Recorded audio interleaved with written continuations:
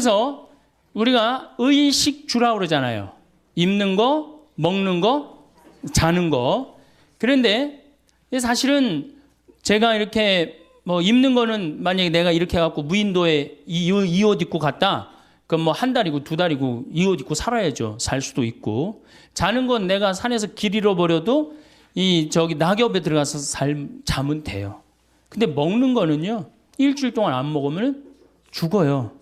그래서 먹는 건 꼭 필요합니다. 그래서 북한은 의식주라고 안 그럽니다. 식주의라고 그래요. 거꾸로 말을 바꿔요. 먹는 게 그만큼 중요해요. 그런데 지구에는 지금 30억 명이 하루에 1달러로 삽니다. 30억 명이 하루에 1달러. 여러분들은 하루에 1,000원 갖고 사세요? 안 사세요? 못 살죠? 여러분들은 10,000원, 20,000원 갖고 사실 거예요. 뭐 30,000원, 40,000원 갖고 살 거야. 그러니까 행복하다는 거예요. 우리가 참 감사하지 못하는 게 큰 병이에요. 얼마나 감사해요. 지금도 전부 다 녹차, 커피 막 다 먹잖아. 얼마나 감사해. 예? 이게 굶어 죽는 나라가, 여러분들 얼마 전에 IT라는 나라 그 굶어 죽는 거 보셨죠?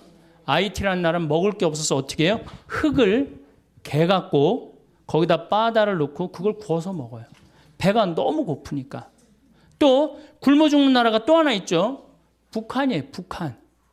북한은 우리가 이게 개방이 안 돼서 그렇지 올해 엄청나게 굶어 죽고 있어요. 북한은 95년, 96년, 2001년 그리고 2008년 올해 대기근을 맞이하고 있습니다. 이 북한은 지금 10만 명 정도가 지금 죽는다고 그래요. 지금 굶어서. 근데 얼마가 죽을 줄 몰라요. 왜 죽느냐?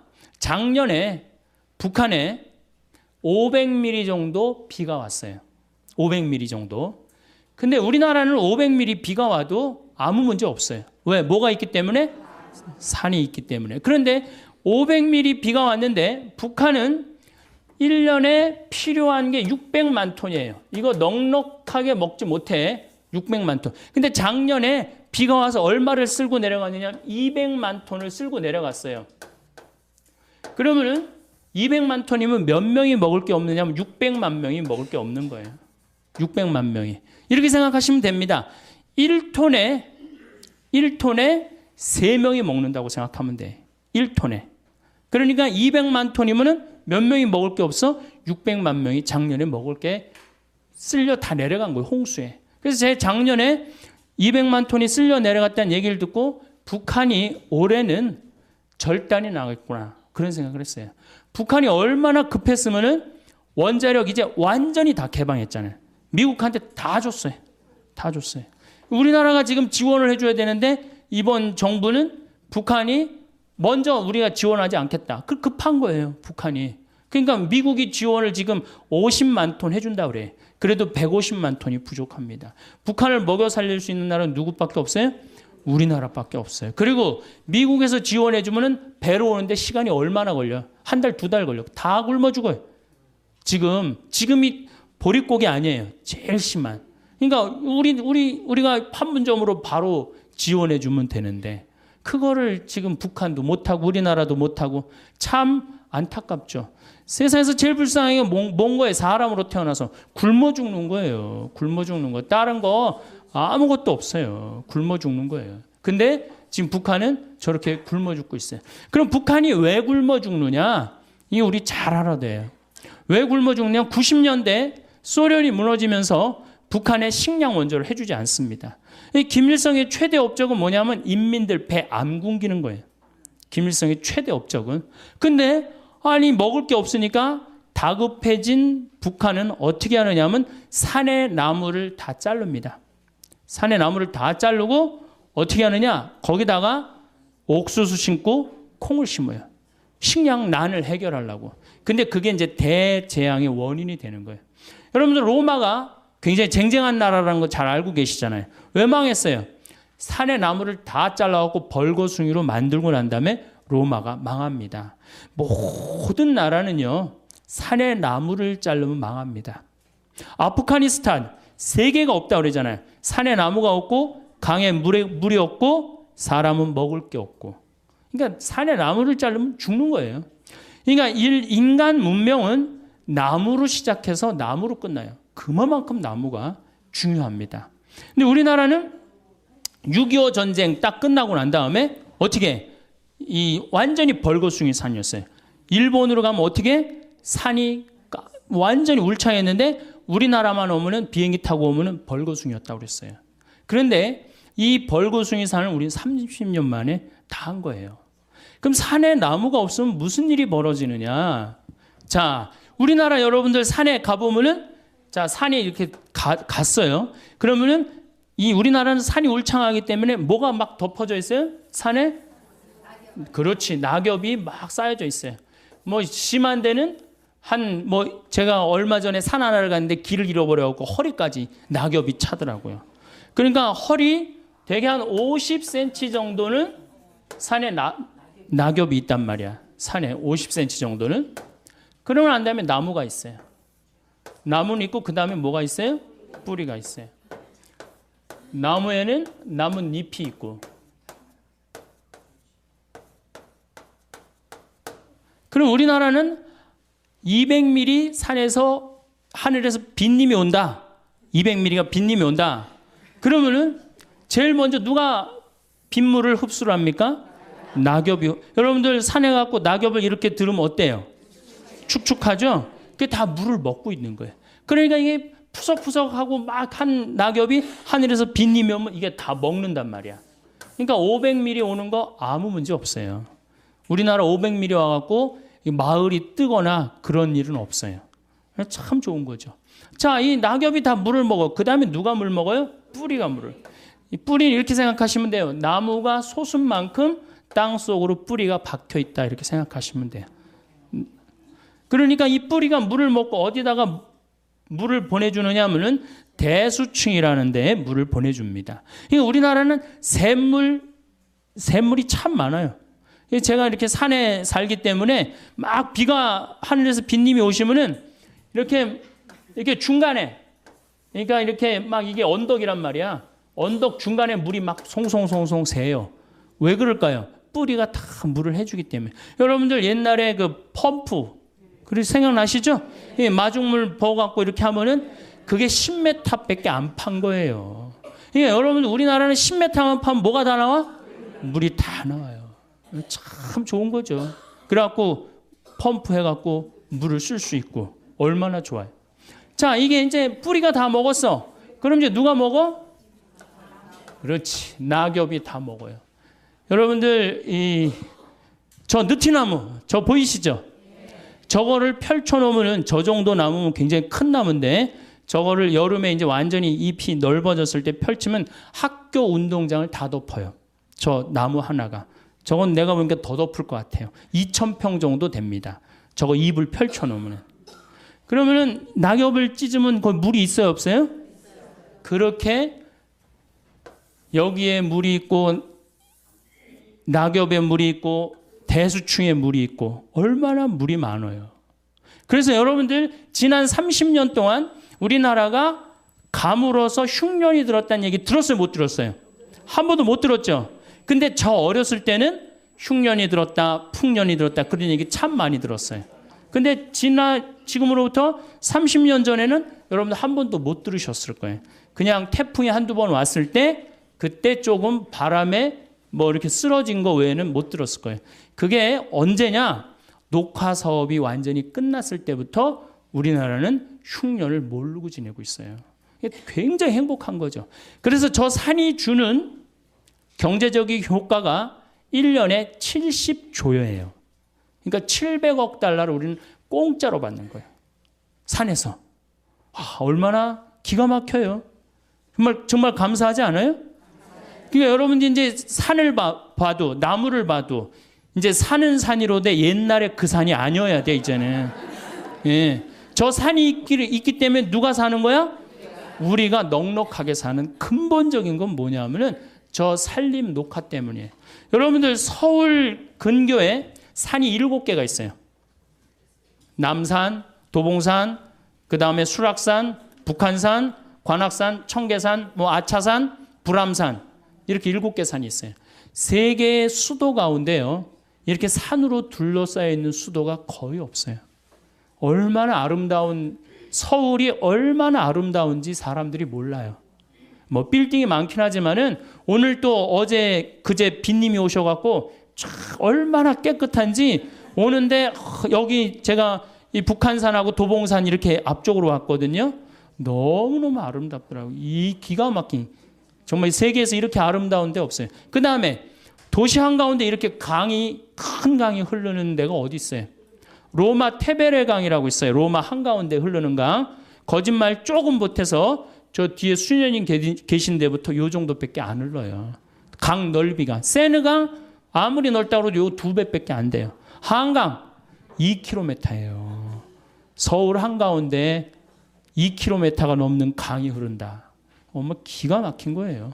그래서 강은 산은 산이로도 옛날에 그 산이 아니고 이제는 물은 물이로도 옛날에 그 물이 아닌 거예요. 여러분들 다 못 떠서 먹는 거예요? 물 떠서 먹는 거, 강물 떠서. 어쨌든 하여튼 산 때문에 우리나라는 풍요롭게 사는 거예요. 근데 북한은 산을 자릅니다. 나무를 잘라요. 산에 나무를 잘라요. 그러니까 북한은 무슨 일이 벌어지느냐 하면, 이게 산이면 완전히 민둥산이야. 하늘에서 빗님이 오면은 막 폭우가 올 때는 어떻게 돼? 그대로 낙엽이 있나 나무가 있나 뿌리가 있나 어떻게 400mm가 오면 400mm 다 어디로 가요? 다 강으로 들어가는 거예요. 빗물만 갑니까? 뭐를 끌고 내려가요? 흙을 끌고 내려가요. 그러니까 대동강이 이렇게 깊이가 이 정도면은 자꾸 뭐가 쌓여요? 흙이 자꾸 쌓여. 그전에는 500mm가 와도 대동강이 다 황해로 물을 보내줬는데, 이거는 300mm만 와도 어떻게 돼? 흘러 넘치는 거예요. 그러니까 우리 교구의 원로 신부님이 평양에 갔다 왔는데, 대동강에 이 쌓인 흙을 어떻게 퍼내나 봤더니 푸대자루 있죠? 그 삽도 나무삽, 그걸로 퍼서 낸다는 거예요. 그러니 언제 퍼서내? 언제 이걸 퍼서내요? 우리나라는 2006년에 평창에 물폭탄 맞았을 때 포크레인, 이 큰 거 A10이라고 이렇게 무한궤도 있는 거 있죠. 그 다음 25톤 트럭 한 열 몇 대 되고 한 이틀이니까 다 하더라고. 근데 북한은 그 해 여름에 쌓인 거 다음에 여름에도 다 못 하는 거예요. 그러니까 북한은 식량을 보내줘야 될 게 아니라 뭘 보내줘야 돼? 포크레인이 아니고 나무.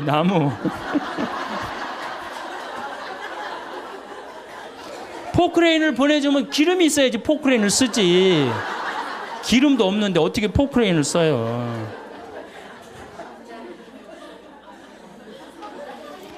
그래서 북한은 지금 95년, 6년도 이때 아이들이 지금 몇 살이에요? 그때 태어난 아이들이 13살, 14살이에요. 아주 자라지를 못하는 거예요. 그래갖고 6, 7살처럼 보여요. 초등학교 5, 6학년 애들이 못 먹어갖고. 여러분들 북한 군인 키가 157cm, 평균 키가 157, 요만해. 못 먹어서. 정말로 북한은 정말로 고통의 땅이에요. 뭐 때문에? 산에 나무를 잘랐기 때문이에요. 근데 우리나라는 산에 나무가 너무 많은 거예요. 얼마나 행복한 나라예요. 자, 산에 나무 많죠? 애 착하죠? 물건 잘 만들죠?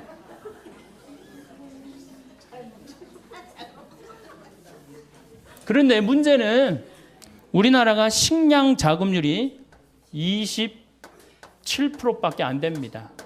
식량 자급률이. 쌀을 제외하면요, 식량 자급률은요 5%밖에 안 돼요. 쌀은 우리나라가 100%예요. 쌀은 100%인데 다른 거는 다 수입합니다. 소고기, 여러분들 밀 자급률이 우리나라가 0.1%예요. 0.1%. 그 다음 옥수수 자급률이 0.3%. 콩이 원래 5%였는데 막 웰빙 한다고 막 한 3년 전부터 콩 좋다고 막 난리를 쳐갖고 이제 한 10% 정도 올라갔어요. 소고기가 자급률이 여러분들 20%밖에 안 됩니다. 밀로 만들어 먹는 게 뭐가 있죠? 빵, 국수, 짜장, 짬뽕, 라면, 과자. 슈퍼마켓에 있는 모든 과자는 밀로 만들어요. 그런데 이게 99% 다 수입이에요. 그러면 우리가 호주나 미국에서 밀을 수입을 하는데 미국에서 밀 수입한다고 한번 생각을 해봐요. 미국 아이들이요 정말로 치사한 애들이에요. 수출하는 거랑 자국민이 먹는 거랑 완전히 구분합니다. 그래서 수출하는 건 어떻게 밀에 농약을 엄청나게 뿌려요. 비행기로 뿌려요. 심하게는 비행사가 그 농약에 취해서 어떻게 기절해갖고 추락까지 해요. 그렇게 비행기로 뿌려요. 그 밀밭에다가 엄청나게 농약을 뿌려요. 농약 뿌리고 난 다음에 이제 보스턴항으로 밀을 다 모읍니다. 북동부가 밀 곡창 지역이거든요. 보스턴항으로 다 모아요. 보스턴항에서 우리나라로 밀을 수출해서 보내는데 어딜 지나냐면 적도를 지나와. 파나마, 운하. 적도가 온도가 몇 도 올라가요? 40도에서 50도 올라간단 말이야. 그럼 밀이 썩어요, 안 썩어요? 그러니까 뭘 뿌려요? 배에다가 방부제를 절거요. 방부제를 절구는 거예요. 농약 뿌리지, 방부제 절구지. 그래갖고 부산항에 도착을 했어. 도착을 했는데 껍데기를 깐다 그러죠.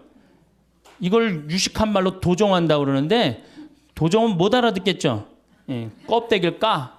예, 껍데기를 까는데 이 까는데 밀 색깔이 거무틱틱한 색깔이죠. 근데 우리 밀가루는 어때요? 이게 또 비정상인 거예요. 표백제 집어넣는 거예요. 표백제.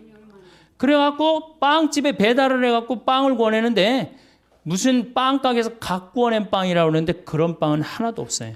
2년 만에 구워낸 빵밖에 없는 거예요. 각 구워낸 빵이 어디 있어요. 그래갖고 애들한테 라면 만들어 먹이고 빵 만들어 먹이고 짜장 만들어 먹이고 짬뽕 만들어 먹으니까 애들이 아토피가 생기고 천식이 생기고 각종 병에 시달리는 거예요. 아니 원료 자체가 상해 있는데 그 제주도로 전라도로 귀향한 분이 유명한 그 글을 썼어요. 저같이 이렇게 시골에 가서 사는 사람인데 화장실에 구데기 없애는 최고 좋은 방법은 뭐냐? 밀가루 딱 뿌리면 싹 없어진대요. 밀가루 뿌리면. 여러분들 밀가루에 바구미 생긴 거 보신 적 있어요, 없어요? 바구미 생기지 않아요. 아니 그게 무슨 밀가루야. 화학 덩어리지. 옥수수 0.3%에 여러분들이 먹는 옥수수는 대부분이 뭐예요?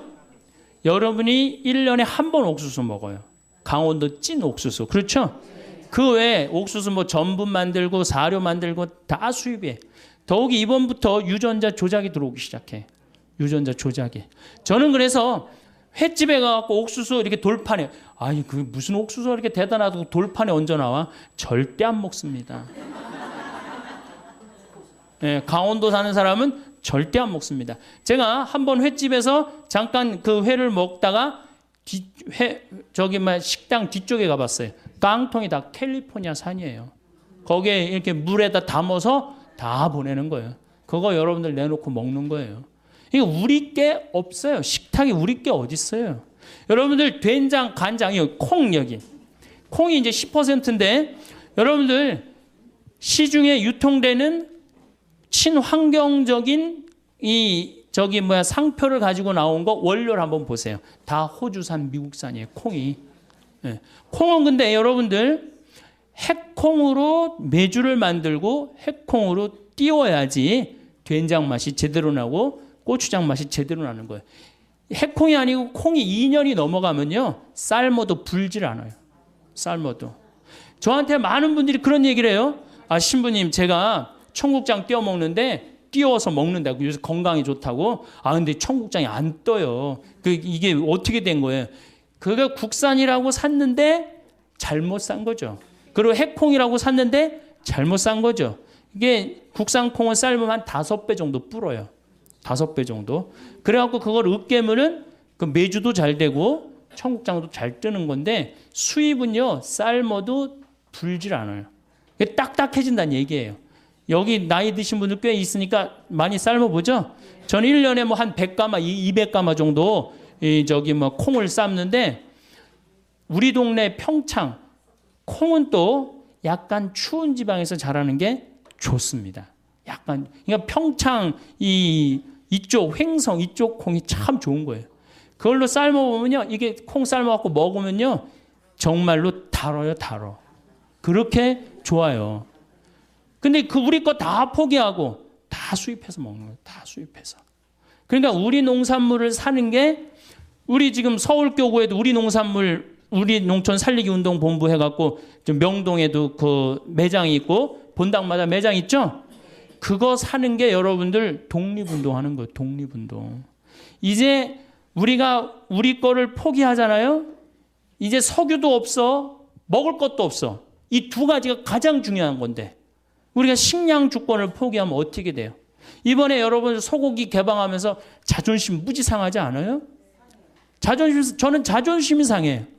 아니 뭐 이제 내장, 뼈 이런 거 다 자기네들 안 먹는 거, 꼬리 이런 걸 다 우리한테 보낸다는 거야. 자존심이 상해. 이게 주권의 문제, 주권의 문제. 그래서 뭐 사 먹고 안 사 먹고의 문제가 아니고 이건 주권의 문제예요. 그래서 우리 농산물을 우리가 사는 거, 이게 주부들이 할 일이야. 근데 싸다고 어떻게 해? 전부 다 수입으로 우리 농산물이 조금 비싸다. 비싸게 뭐가 비싸? 여러분들 1년에 쌀 몇 가마 먹어요? 3가마면 밥만 먹는 집 중에 하나인데.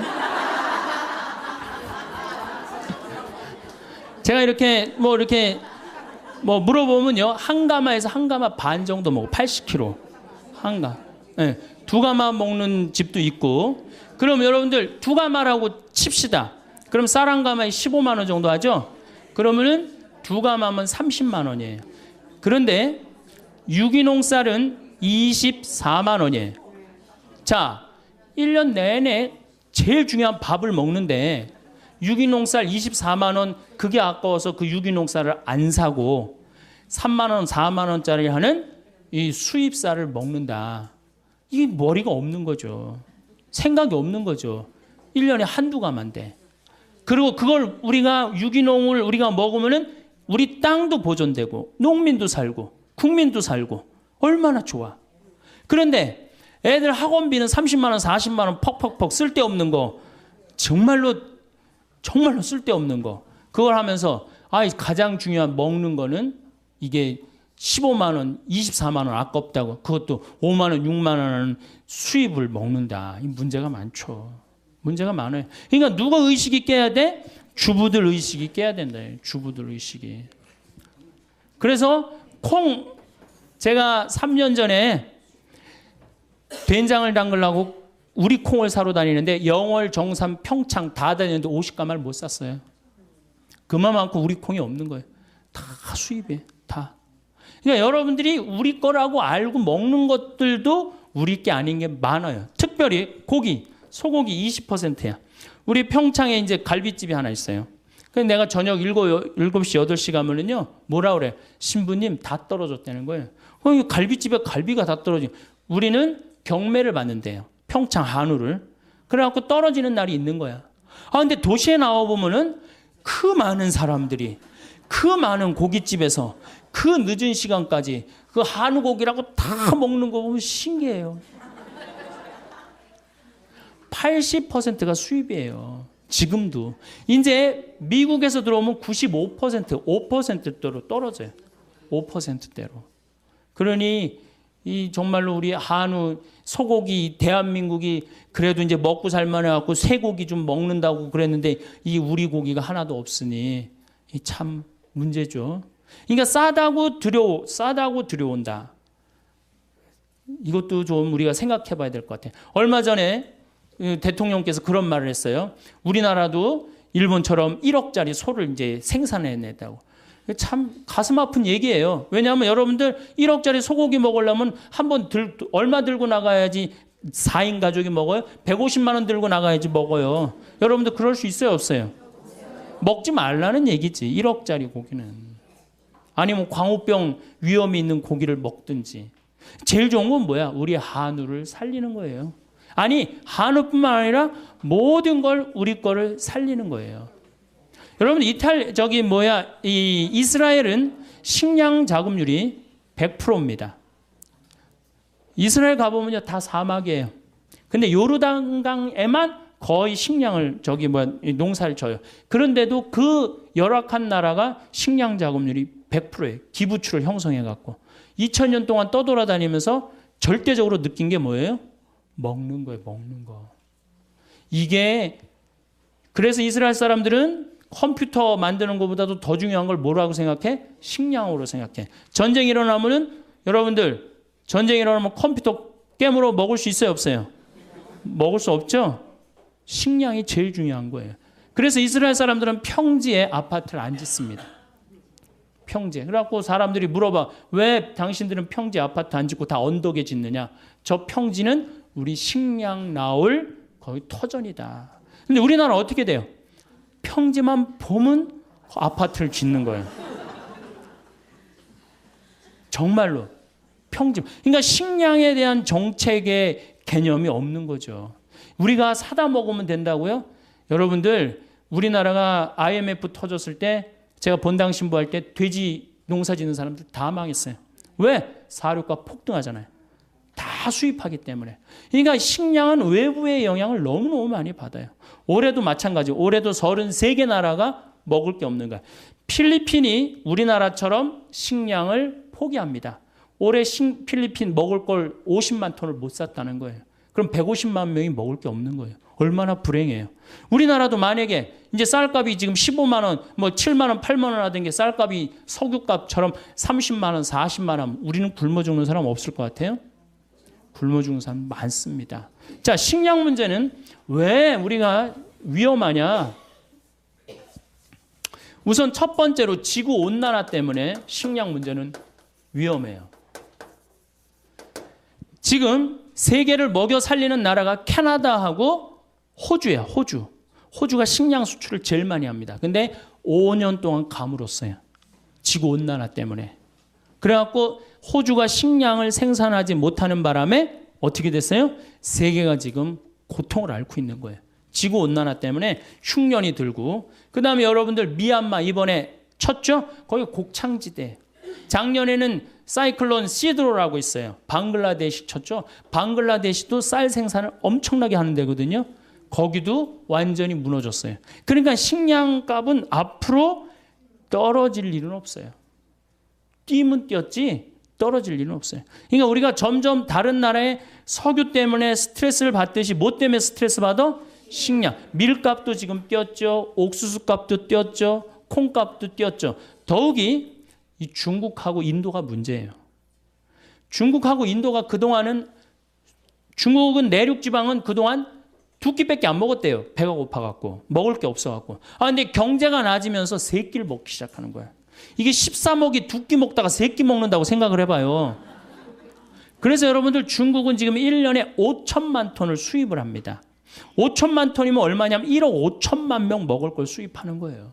이제 중국 자국에 있는 식량 수출 안 합니다. 다 못하게 하잖아요. 베트남도 자국에 있는 쌀 수출합니까? 안 합니까? 못하게 해요. 그럼 우리는 다 수입해 와야 되는데 뛸 수밖에 없어. 아니 석유값도 비싸갖고 지금 국가 경제가 휘청휘청하는데 식량까지 우리가 들여온다. 이게 문제가 많은 거예요. 자, 지구온난화. 이 참 문제죠. 우리가 만들어낸 거 인간이. 그 다음에 이 지구온난화로 뭐가 이제 문제냐. 이거는 2004년 미국 국방보고서 얘기예요. 이 농사를 강에 의지해서 짓잖아요. 그렇죠? 물에 의지해서. 물론 하늘에서 빗님이 제때제때 내려주면 딱 좋으시겠는데 내륙 지방은 빗님을 안 내려주시고 해안 지방은 빗님을 너무 내려주시는 거예요. 지금 추세가 계속 그런 추세예요. 그러니까 해안 지방도 힘들고 내륙 지방도 동시에 다 같이 힘들어요. 그러니까 지구가 먹는 것 때문에 고통스러운 거예요. 지금 지구가 가장 고통스러운 나라는 북한이고. 근데 이게 이제 자기네 나라를 개방하면 정말 북한의 고통스러운 거 우리가 볼 수 있을 거예요. 어쨌든 강물에 의지해서 사는데 이 강물의 근원은 우리나라는 산인데 유럽은 알프스 만년설에 의지해서 삽니다. 알프스가요. 북쪽으로는 라인강이 흘러요. 스위스, 독일, 프랑스, 네덜란드를 흘러요. 이 네 나라를 먹여 살려요. 동쪽으로는 다뉴브강이라는 게 흘러요. 17개 나라를 먹여 살려요. 헝가리, 여러분들 체코 이런 나라 다 다뉴브강 흘러요. 남쪽으로는 포강이라고 흘러요. 이탈리아를 먹여 살려요. 그러니까 알프스가 유럽을 먹여 살리는 거예요. 농사로. 그런데 이게 노가 없어지는 거, 뜨거워지니까. 근데 2020년이면 다 노가 없어진다는 거예요. 2020년이면. 그 2020년 지나고 나면 얘네들은 유럽 산 없어요. 그 독일의 그 흑림 빼고는 거의 산 없어요. 다 깎아버렸어요. 토지 대개혁을 해갖고. 그래갖고 산이 없어요. 산에 나무가 없어요. 유럽은. 근데 알프스가 딱 녹아버리면 어떻게 돼요? 이거 먹을 게 없으면 이동하게 돼 있습니다. 탈출하게 돼 있어요. 자, 히말라야, 인도, 파키스탄, 네팔, 티베트가 매달려 살아. 겐지스강, 인도로 흘러요. 거의 10억 명을 먹여 살려요. 근데 여기도 작년에도 막 그 히말라야 만년설이 녹아갖고 홍수가 일어난다고 그랬잖아요. 왜 홍수가 일어나요? 산이 이렇게 있어. 그러면 이런 데는 호수가 있는 거야. 근데 막 녹아내리니까 이게 어떻게 돼요? 넘치면서 홍수가 되는 거예요. 그래서 수십 명씩, 수백 명씩 죽잖아요. 그러니까 막 녹아내리는 거예요. 이것도 2020년이면 다 녹아 없어진다는 거예요. 킬리만자로. 아프리카는 킬리만자로가 있어요. 근데 아프리카는 제가 작년에 킬리만자로에 갔다 왔는데 다 녹아 없어졌어요. 이제 만년설이라고 할 수가 없어요. 끄트머리 조금 남아있어요. 산이 이렇게 있으면 요렇게 남아있어요. 요렇게. 제 책 그 어디로 가야 하나라는 그 환경 에세이 거기에 제가 찍은 사진을 킬리만자로 찍은 사진을 했는데 요만큼 남아있어요. 그러니까 아프리카는 지금 어떤 땅이 돼? 고통의 땅이 돼 있잖아요. 소말리아, 케냐, 이디오피아, 동북 지방이라고 그러는데 여기는 비가 30년 동안 안 옵니다. 30년 동안 안 와갖고 애들이 너무너무 목이 마르. 그럼 어떻게? 자기 오줌을 받아 먹어요. 너무너무 목이 마렸기 때문에. 지금 우리가 이 너무 좋은 여건에서 살아갖고 지구가 얼마나 병들고 힘들어하는지 우리는 잘 모르는데 조금만 여기저기 돌아다녀 보면요. 얼마나 지구는 지금 이게 거의 정말 생명체가 완전히 망가지고 있는 거예요. 우리는 다행히 대한민국에 살아갖고 그것도 나무 만년설에 의지 안 하고 어디 의지하고 살아? 나무에 사는데 나무가 어떻게? 울창하단 말이야. 정말로 감사한 거죠. 정말로 살기 좋은 나라. 여러분들 감사해야 돼요. 대한민국에 사는 거. 감사하세요? 네. 자, 그 다음에 중국은 텐산 산맥이라고 있어요. 텐산. 거기에 3억 명이 매달려 살아요. 그 다음 이 미국, 캐나다는 로키 산맥이 있어요. 남미는 안데스 산맥이 있어요. 근데 이게 2020년이면 지구가 뜨거워져서 다 녹아 없어진다는 거예요. 2020년이면 다 녹아 없어지면 이때 핵전쟁이 일어난다는 거예요. 이게 2004년 미국 국방보고서 내용이에요. 아니 환경 난민들이 생기면은 아니 우리나라로 막 밀고 올 거 아니야. 산 많은 그 우리나라 어떻게 다 그냥 당해요? 그러니까 일본, 대만, 우리나라 이런 나라들은 핵을 쓴다는 거예요. 그게 참 무서운 얘기. 제 얘기가 아니라 미국 국방보고서 얘기예요. 그만큼 2020년 몇 년 남은 거예요? 12년 남은 거예요. 땅 살라고 그러지 말고 아파트 더 넓은 거 살라고 그러지 말고 막 그렇게 힘들게 살지 마세요.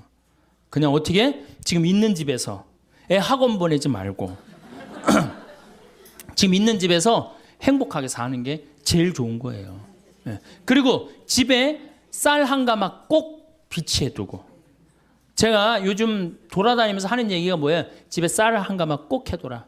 왜냐하면 이게 미얀마나 이번에 이 뭐 수촨성인가 뭐 여기 모든 질서가 한 번에 무너집니다. 유통 질서 다 무너져요. 얼마나 고통스러워요. 우리나라가 만약에 슈퍼 태풍이 왔다. 슈퍼 태풍이 왔고 서해안으로 재수없이 밀고 들어왔고 서울을 쳤다. 그럼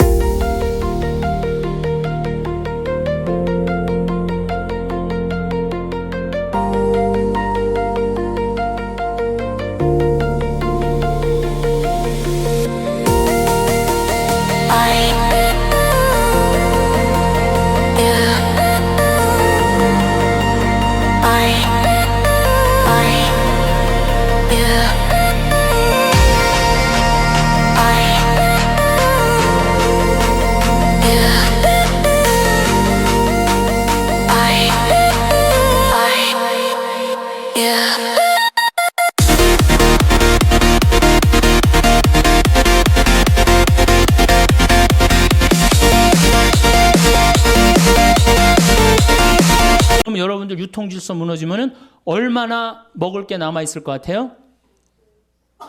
여러분들 막 유통질서가 무너졌어. 그럼 집에 여러분들 얼마나 먹을 거 있을 것 같아?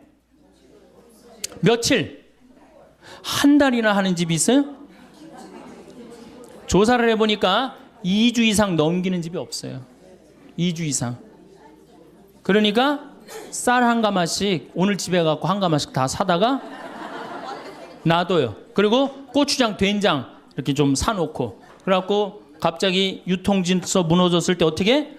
밥 줘서 고추장 비벼 먹고 점심 땐 된장 비벼 먹고 이렇게 하셔야 돼요. 자, 보십시오. 우리나라 지금 저 산에 있는 저수량이 180억 톤이에요. 180억 톤이라 그러면 팔당댐 아시죠? 팔당댐이 저수량이 정확하게 2억 7,500만 톤이에요. 그러니까 팔당댐 몇 개가 있는 거야? 60개가 우리는 어디에 있어요? 산에 있는 거예요. 2020년에 가장 경쟁력이 있는 나라는 어느 나라? 대한민국이에요. 에너지만 좀 절약하고 식량만 우리가 확보되면요, 우리나라 정말로 살기 좋은 나라예요. 국민들 성실하고 물건 잘 만들고 애들 착하고 얼마나 좋아요. 자, 두 번째 식량 위기의 두 번째 이유 중에 하나는 뭐냐면 경제 개발이에요. 이게 세계가 경제 개발을 하면은 참 좋아야 되는데 이게 경제 개발을 하는 바람에 인도나 중국이 농업을 포기하고 공업으로 돌아간단 말이에요. 그러니까 자꾸 식량이 줄어드는 거예요. 하여튼 인도하고 중국 제일 머리 아픈 나라예요. 근데 인도 같은 경우는 뉴델리가 있고 올델리가 있는데요. 우리가 인도 하면은 우리나라 사람들이 중국 굉장히 한동안 무시했죠. 못 사는 나라라고. 근데 지금 무섭게 지금 하고 지난번에 성화할 때 데모하는 거 봐요. 다른 나라에서. 그런데 더 무서운 나라는 인도예요. 인도는요, 영어를 써요. 그리고 인도가요, 학구열이 우리나라보다 더 높습니다. 예. 그리고 이 뉴델리 가보면은요, 우리나라 테헤란보다 훨씬 더 나요. 그러니까 인도가 이게 또 우리나라는 지금 인도한테 벌써 밀렸어요. 경제 규모에서 벌써 밀렸어요. 그래서 우리나라가 13위로 밀려났어요. 인도 때문에.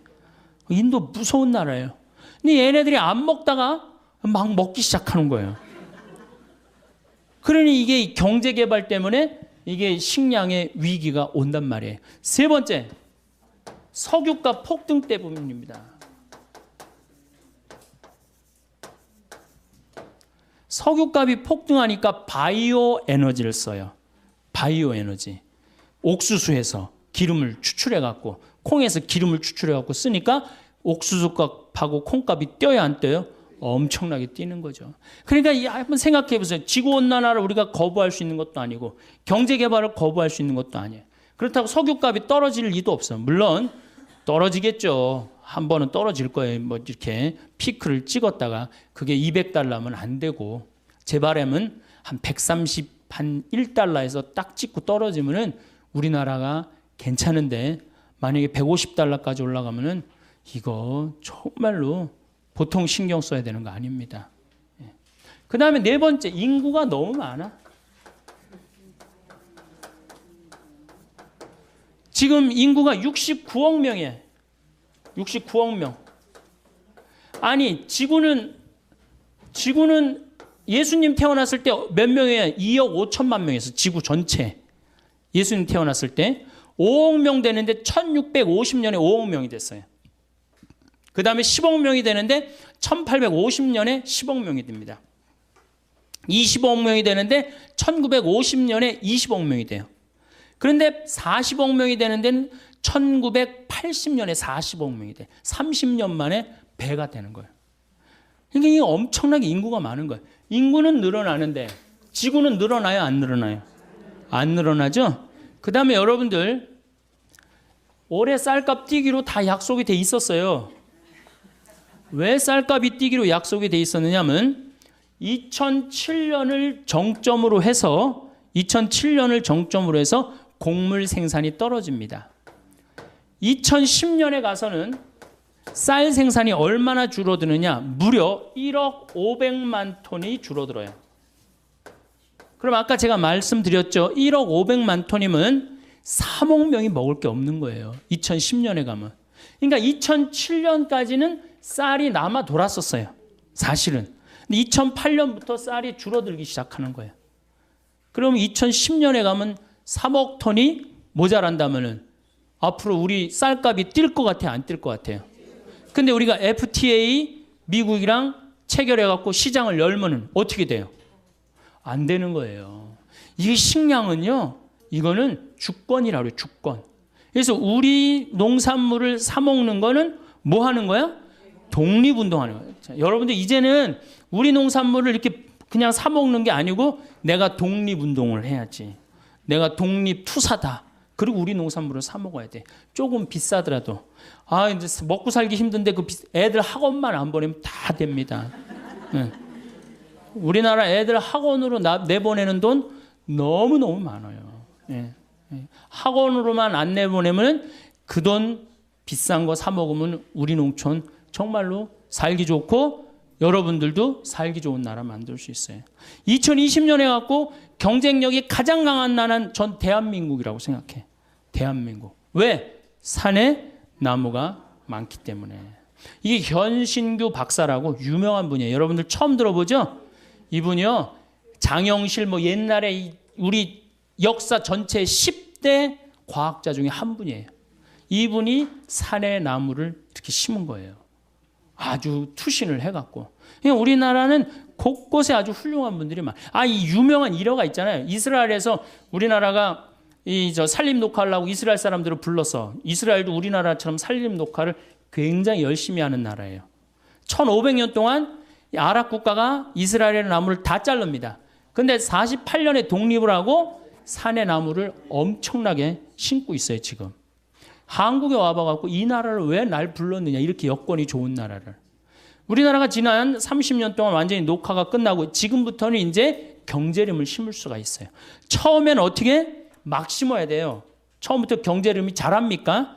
흙이 건강하지 않은데. 지금은 30년 동안 썩어갖고 그 휴무스 휴믹이라고 그래. 부엽토라고 그러죠. 그게 있어갖고 이제는 경제림을 심어도 이제는 승산이 있다는 거예요.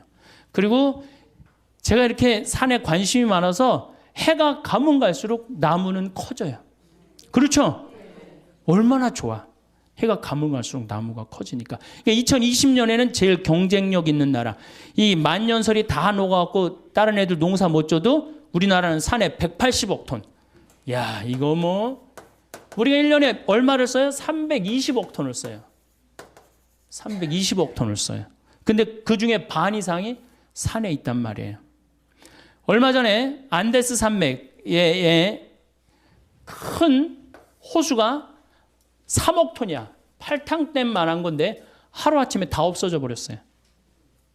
자고 일어나니까 호수가 없어졌어. 왜냐하면 이게 얼음으로 이렇게 막고 있었는데 더워갖고 이게 뚫린 거예요. 녹아갖고. 그래갖고 하루아침에 싹 빠져나갔어요. 그러니 다른 나라들은 정말로 지금 전쟁이에요, 전쟁. 우리나라는 지금 여러분들 북한이 산림의 30%를 훼손해갖고 지금 저렇게 고통스러운 거예요. 그런데 아마존도 지금 30%가 훼손이 됐어요. 그러니까 지구가 고통스러울 거라는 거죠. 자, 이제 2시간에 걸쳐서 제가 아주 중요한 얘기를 했습니다. 우리나라는 석유 에너지가 없는 나라예요. 그렇기 때문에 우리는 뭐 해야 돼? 절약해야 돼요. 절약해야 돼. 에너지 절약해야 돼. 지금 사당동 깜깜해야 돼요. 명동 밤에 깜깜해야 돼. 네. 다 뭐해? 그 시간에 다 집에 들어가갖고 가족이랑 대화하고 텔레비도 안 보고 이야기하고 책 읽고. 자, 에너지 문제 있다고 그랬죠. 그 다음에 식량 에너지가 우리가 27%밖에 자급률이 안 돼요. 이거 50%까지 올려야 됩니다. 그러면은 우리나라 노력도 잘하고 국민들 똑똑하고 산에 나무 많고 정말로 살기 좋은 나라 돼요. 근데 국민들이 다른 데 너무 엉뚱한 데 신경을 쓰고 있어. 땅값, 애 학원, 이게 소, 이런 거 신경 쓰지 말고 제일 신경 써야 되는 건 석유와 식량이에요. 석유는 우리가 절약하는 수밖에 없고 식량은 자급률을 높이는 수밖에 없어요. 음식 쓰레기 1년에 17조 날리지 말고 정말로 그렇게 해서 여러분들 드신다면은 참 대한민국 좋은 나라고 아름다운 나라고 행복한 나라 되지 않을까 싶습니다. 이번 내용에서는 산의 나무의 중요성에 대해서 배울 수 있었습니다. 특히 석유와 식량을 잘 신경 써야 한다고 신부님께서 말씀하셨는데 공감이 많이 되었습니다. 주위의 소중한 분들에게도 공유해 주시면 좋을 것 같습니다. 한 번 더 들으시면 가슴에 더욱 새겨질 것입니다. 반복 재생합니다. 에너지 위기, 석유 이 위기에 따라오는 것은 식량 위기입니다. 왜냐하면은 여러분들 농사 옛날에는 다 손으로 졌지만 지금은 다 뭘로 짓죠? 다 기계로 져요. 그거 뭘로 써요? 석유로 써요. 그렇기 때문에 이게 석유값이 올라가면 올라갈수록 누구도 따라 올라가느냐면 식량값도 따라 올라가요. 올해 여러분들 식량이 폭등을 했죠. 여러분들 태국산 쌀이 한 가마에 원래 한 3만 원 정도 했어요. 근데 올 봄에 얼마까지 올라가느냐? 7만 5천 원까지 올라갔어요. 불과 3개월 만에 배가 뛰었어요. 그러니까 이 쌀값, 뭐 밀값, 콩값 배로 뛰는 거는 시간 문제예요. 시간 문제. 그래서 우리가 의식주라고 그러잖아요. 입는 거, 먹는 거, 자는 거. 그런데 사실은 제가 이렇게 뭐 입는 거는 만약에 내가 이렇게 해갖고 무인도에 이 옷 입고 갔다. 그럼 뭐 한 달이고 두 달이고 이 옷 입고 살아야죠. 살 수도 있고. 자는 건 내가 산에서 길 잃어버려도 저기 낙엽에 들어가서 자면 돼요. 근데 먹는 거는요. 일주일 동안 안 먹으면 죽어요. 그래서 먹는 건 꼭 필요합니다. 그래서 북한은 의식주라고 안 그럽니다. 식주의라고 그래요. 거꾸로 말을 바꿔요. 바꿔. 먹는 게 그만큼 중요해요. 그런데 지구에는 지금 30억 명이 하루에 1달러로 삽니다. 30억 명이 하루에 1달러. 여러분들은 하루에 1,000원 갖고 사세요? 안 사세요? 못 살죠? 여러분들은 10,000원, 20,000원 갖고 사실 거예요. 뭐 30,000원, 40,000원 갖고 살 거야. 그러니까 행복하다는 거예요. 우리가 참 감사하지 못하는 게 큰 병이에요. 얼마나 감사해요. 지금도 전부 다 녹차, 커피 막 다 먹잖아. 얼마나 감사해. 예? 이게 굶어 죽는 나라가 여러분들 얼마 전에 IT라는 나라 그 굶어 죽는 거 보셨죠? IT라는 나라는 먹을 게 없어서 어떻게 해요? 흙을 개 갖고 거기다 바다를 넣고 그걸 구워서 먹어요. 배가 너무 고프니까.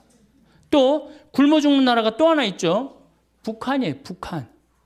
북한은 우리가 이게 개방이 안 돼서 그렇지 올해 엄청나게 굶어 죽고 있어요.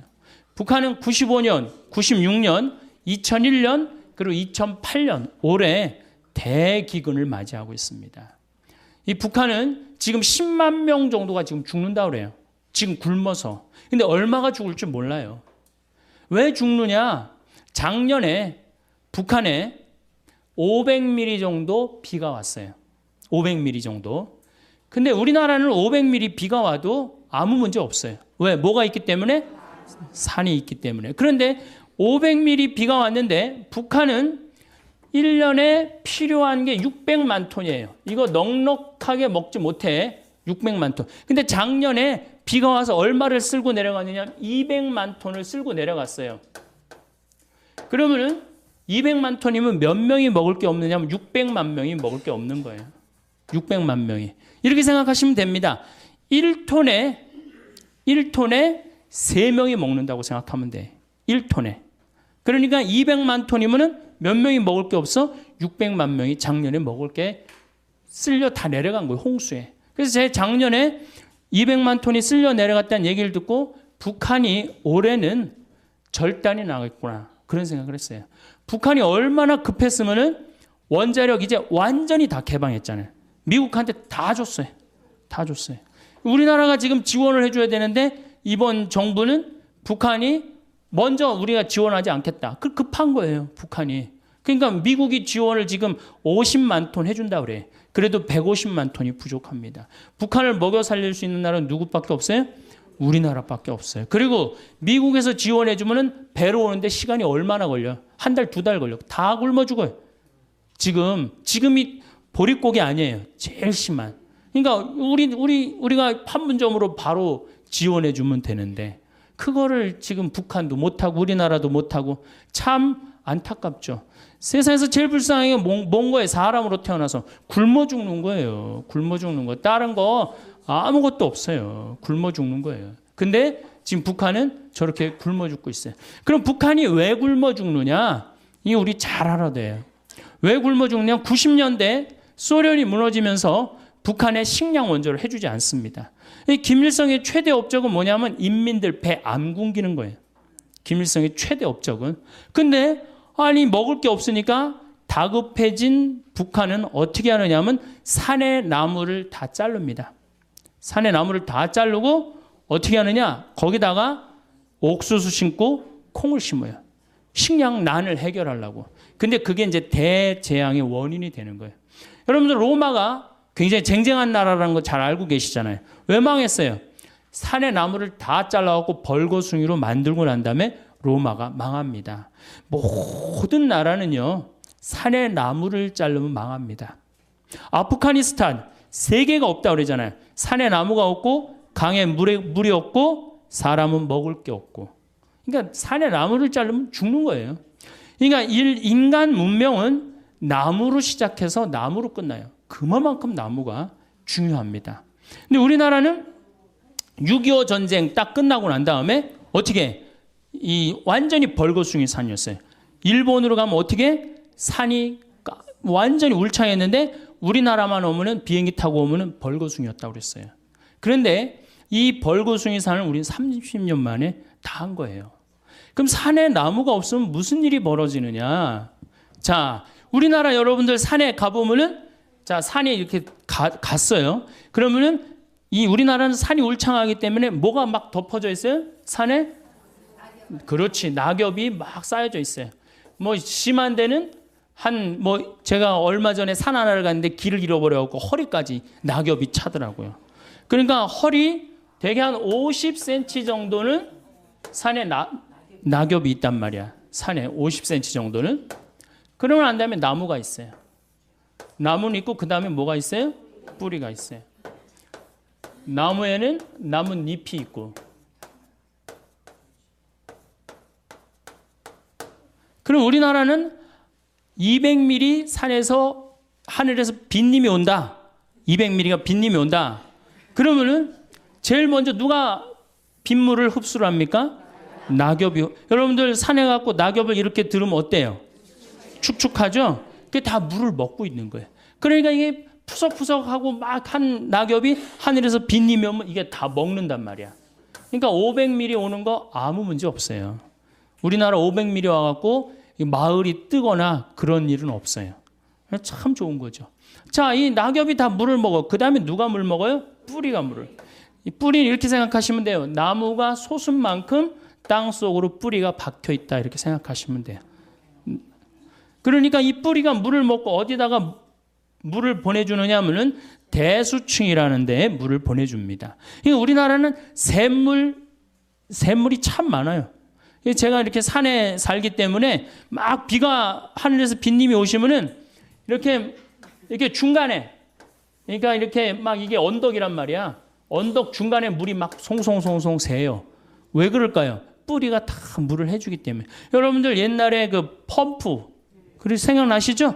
마중물 버갖고 이렇게 하면은 그게 10m밖에 안 판 거예요. 여러분들 우리나라는 10m만 파면 뭐가 다 나와? 물이 다 나와요. 참 좋은 거죠. 그래갖고 펌프 해갖고 물을 쓸 수 있고 얼마나 좋아요. 자, 이게 이제 뿌리가 다 먹었어. 그럼 이제 누가 먹어? 그렇지. 낙엽이 다 먹어요.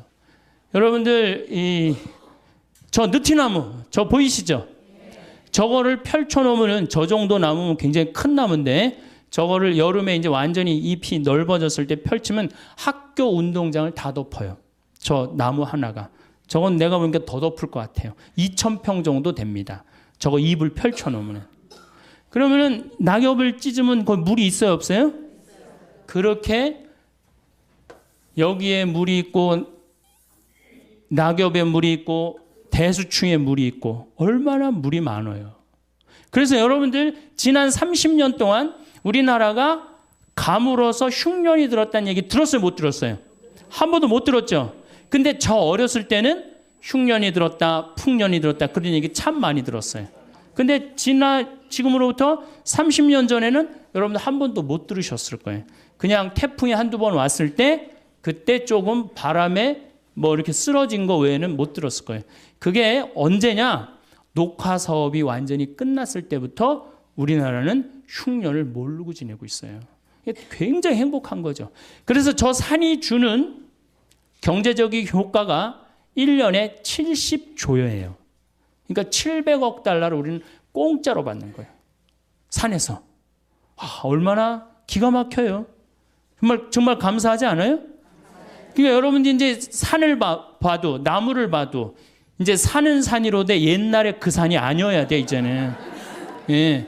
저 산이 있기 때문에 누가 사는 거야? 우리가 넉넉하게 사는 근본적인 건 뭐냐면은 저 산림 녹화 때문이에요. 여러분들 서울 근교에 산이 7개가 있어요. 남산, 도봉산, 그 다음에 수락산, 북한산, 관악산, 청계산, 아차산, 불암산 이렇게 7개 산이 있어요. 3개의 수도 가운데요. 이렇게 산으로 둘러싸여 있는 수도가 거의 없어요. 얼마나 아름다운 서울이 얼마나 아름다운지 사람들이 몰라요.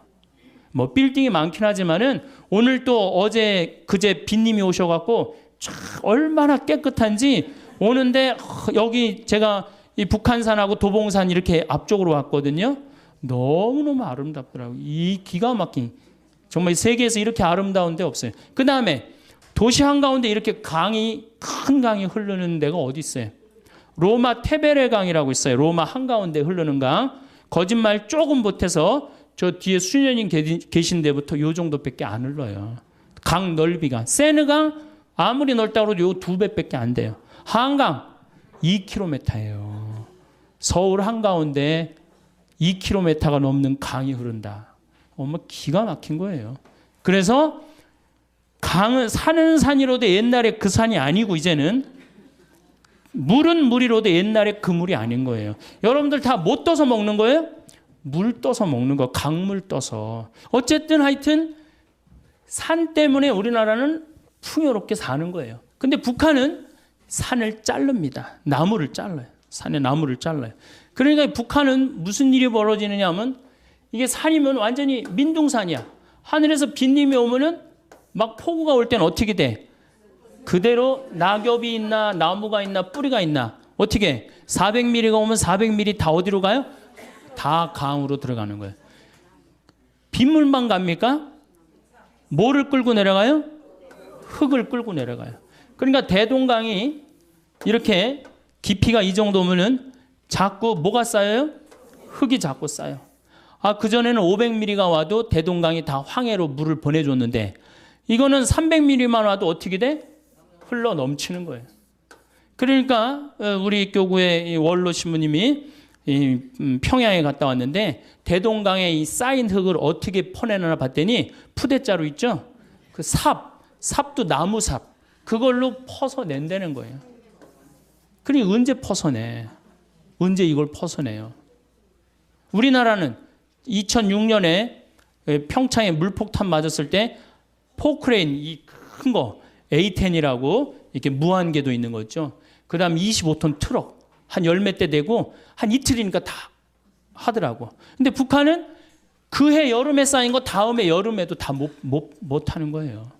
그러니까 북한은 식량을 보내줘야 될 게 아니라 뭘 보내줘야 돼? 포크레인이 아니고 나무. 포크레인을 보내주면 기름이 있어야지 포크레인을 쓰지. 기름도 없는데 어떻게 포크레인을 써요.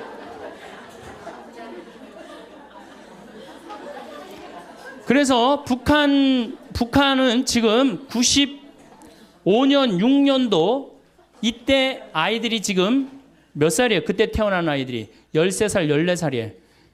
아주 자라질 못하는 거예요. 그래갖고 6, 7살처럼 보여요. 초등학교 5, 6학년 애들이 못 먹어갖고. 여러분들 북한 군인 키가 157cm 평균 키가 157 요만해 못 먹어서. 정말로 북한은 정말로 고통의 땅이에요. 뭐 때문에? 산에 나무를 잘랐기 때문이에요. 근데 우리나라는 산에 나무가 너무 많은 거예요. 얼마나 행복한 나라예요. 자, 산에 나무 많죠? 애 착하죠? 물건 잘 만들죠?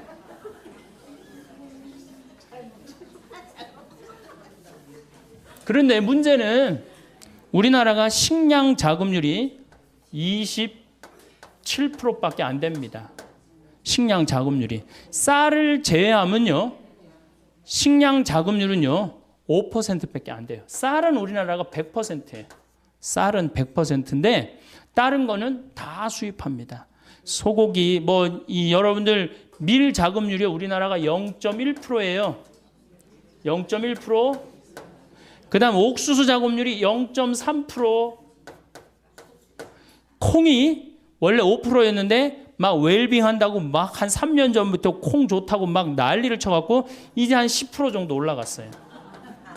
소고기가 자급률이 여러분들 20%밖에 안 됩니다. 밀로 만들어 먹는 게 뭐가 있죠? 빵, 국수, 짜장, 짬뽕, 라면, 과자. 슈퍼마켓에 있는 모든 과자는 밀로 만들어요. 그런데 이게 99% 다 수입이에요. 그러면 우리가 호주나 미국에서 밀을 수입을 하는데 미국에서 밀 수입한다고 한번 생각을 해봐요. 미국 아이들이요. 정말로 치사한 애들이에요. 수출하는 거랑 자국민이 먹는 거랑 완전히 구분합니다. 그래서 수출하는 건 어떻게 밀에 농약을 엄청나게 뿌려요. 비행기로 뿌려요. 심하게는 비행사가 그 농약에 취해서 어떻게 기절해갖고 추락까지 해요. 그렇게 비행기로 뿌려요. 밀밭에다가 엄청나게 농약을 뿌려요. 농약 뿌리고 난 다음에 이제 보스턴항으로 밀을 다 모읍니다. 북동부가 밀 곡창 지역이거든요. 보스턴항으로 다 모아요. 보스턴항에서 우리나라로 밀을 수출해서 보내는데 어딜 지나냐면 적도를 지나와. 파나마, 운하. 적도가 온도가 몇 도 올라가요? 40도에서 50도 올라간단 말이야. 그럼 밀이 썩어요, 안 썩어요? 그러니까 뭘 뿌려요? 배에다가 방부제를 절거요. 방부제를 절구는 거예요. 농약 뿌리지, 방부제 절구지. 그래갖고 부산항에 도착을 했어. 도착을 했는데 껍데기를 깐다 그러죠. 이걸 유식한 말로 도종한다 그러는데 도종은 못 알아듣겠죠. 껍데기를 까. 껍데기를 까는데 이 까는데 밀 색깔이 거무튀틱한 색깔이죠. 근데 우리 밀가루는 어때요? 이게 또 비정상인 거예요. A형하고 B형하고 A병하고 O형하고 밥을 먹었어요. 넷이서 밥을 먹었는데 성격이 다른 거죠. 꼭 P의 문제가 아니라 유형 이렇게 별 유형이 다 있듯이. 근데 보통 A병이 자기 하고 싶은 대로 한대잖아요. 그러니까 그냥 밥을 먹다가 승질이 났는지 어땠는지 숟가락을 내더니 확 나가버렸어요. 그랬더니 오지랖 넓은 O형이 궁금한 거예요. 앉아서 밥을 먹을 수가 없는 거예요. 제가 왜 나갔는지. 숟가락 놓고 따라 나갔어요. 무슨 일인지 알아보려고. B형은 그러거나 말거나 주변에 신경을 안 써요. 나만 편안하면 되는 거야. 밥을 그냥 먹는 거예요. 계속 상관하지 않고. 그랬더니 소심한 A형이 밥이 안 넘어가는 거예요. 그래갖고 아무 신경도 안 쓰고 밥을 먹는 B형을 쿡쿡 찌르면서 한마디 합니다.